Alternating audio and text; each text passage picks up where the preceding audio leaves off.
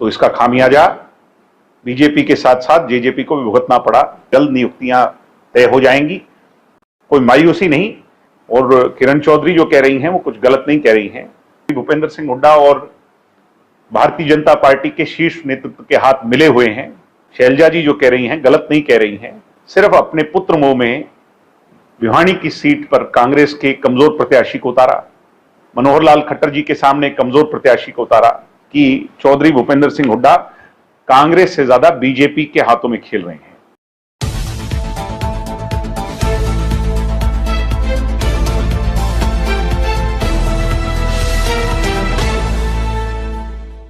कोई मायूसी नहीं, बल्कि एक बड़ी सीख लेकर के पूरे विश्वास के साथ जुट गए हैं। हम भी सब लोग फील्ड में हैं, मैं भी निरंतर फील्ड में हूं। दुष्यंत जी भी लोगों से, कार्यकर्ताओं से मिल रहे हैं, उनकी राय जान रहे हैं। डॉक्टर अजय सिंह चौटाला जी भी राय जान रहे हैं। पार्टी के तमाम लोग तमाम चीजों का आकलन कर करके आगे की जो राह पर विचार कर रहे हैं। लोकसभा चुनाव में बीजेपी को भी 5 सीटें लॉस में गई हैं हरियाणा। क्या मानते हैं कि बीजेपी के साथ साथ जेजेपी को भी काफी नुकसान हुआ? इस बात में कोई दो राय नहीं। चाहे किसानी आंदोलन हो, चाहे हमारी जो खिलाड़ी बहनें थी उनके साथ दुर्व्यवहार हो,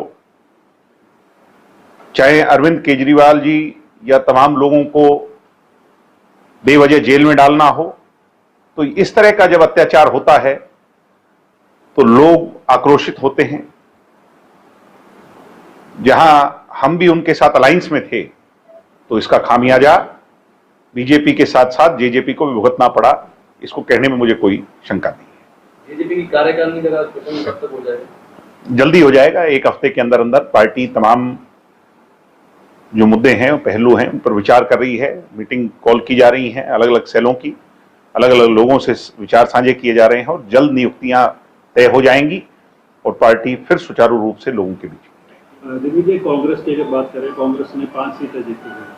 उनको कहना है कि विधानसभा चुनाव में भी वो अच्छा प्रदर्शन करेंगे, सरकार बनाएंगे, लेकिन उसके बावजूद कांग्रेस में बगावत हो गई है। किरण चौधरी साफ तौर पर बगावत कराई है। उन्होंने कहा कि नाम लिया भूपेंद्र सिंह हुड्डा कहीं ना कहीं ऐसा को मारना की कोशिश कर रहा है। चौधरी भूपेंद्र सिंह हुड्डा, इसके साथ ही शैलजा का भी बयान था कि सीटों का जो वितरण है वो प्रॉपर तरीके से नहीं हो पाया। बात की जाए भिवानी से, अगर रावदान सिंह की जगह, मैं उसी बात पे आ रहा हूं। चौधरी भूपेंद्र सिंह हुड्डा मैं और मेरी की राजनीति शुरू से करते आए हैं। जब वो मुख्यमंत्री बने तो सबसे बड़ा दायित्व उन्हें मिला। तब भी उन्हें अपना बेटा नजर आया, सीट खाली हुई, बेटे को चुनाव लड़ाया। उसके बाद भी तमाम समय पर पहलुओं पर उन्हें अपना बेटा ही नजर आता रहा। पीछे राज्यसभा की सीट को हरवाने में शाही कांड के मुख्य तौर पर सूत्रधार वो रहे और जब उन्हें अपना बेटा राज्यसभा पहुंचाना था तो उन्हीं मतों से अपने बेटे को राज्यसभा पहुंचा दिया। तो कहीं ना कहीं ऐसा बड़े तौर पर प्रतीत होता है कि चौधरी भूपेंद्र सिंह हुड्डा और भारतीय जनता पार्टी के शीर्ष नेतृत्व के हाथ मिले हुए हैं। ईडी हो, सीबीआई हो, इन तमाम चीजों के डर से सदैव आंख मिचौली का खेल वो खेलते रहे हैं। अब भी सिर्फ अपने पुत्र मोह में भिवानी की सीट पर कांग्रेस के कमजोर प्रत्याशी को उतारा, मनोहर लाल खट्टर जी के सामने कमजोर प्रत्याशी को उतारा, बाहर से इंपोर्ट कर राज बब्बर को लेकर के आए। उनके अलहदा अगर कोई वहां का नुमाइंदा होता तो मजबूत रहता। तो ये लगता है, बड़े तौर पर प्रतीत होता है कि चौधरी भूपेंद्र सिंह हुड्डा कांग्रेस से ज्यादा बीजेपी के हाथों में खेल रहे हैं। और किरण चौधरी जो कह रही हैं वो कुछ गलत नहीं कह रही हैं। शैलजा जी जो कह रही हैं गलत नहीं कह रही हैं कि मैं और मेरे से बाहर निकलकर हमारे की बात हुड्डा जी नहीं करते। और यही हुड्डा जी की सोच रही है। पहले वो सांगी, किलोई और रोहतक तक सीमित रहते थे, मैं और मेरा तक। अब वो मैं और मेरा अपने बेटे तक सीमित रहते हैं। तो ये राजनीति उन्हें आगे नहीं बढ़ाएगी। आज जहां यूपी के अंदर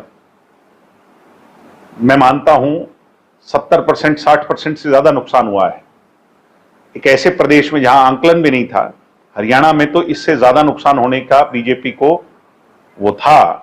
मगर अगर बीजेपी 5 सीटें भी जीती हैं तो उसमें बड़ा रोल चौधरी भूपेंद्र सिंह हुड्डा का है। आगामी 2024 का विधानसभा चुनाव भी आने वाला है, जेजेपी की क्या कुछ प्लानिंग रहेगी? जेजेपी विधानसभा चुनाव के लिए फौरी तौर पर तैयार है।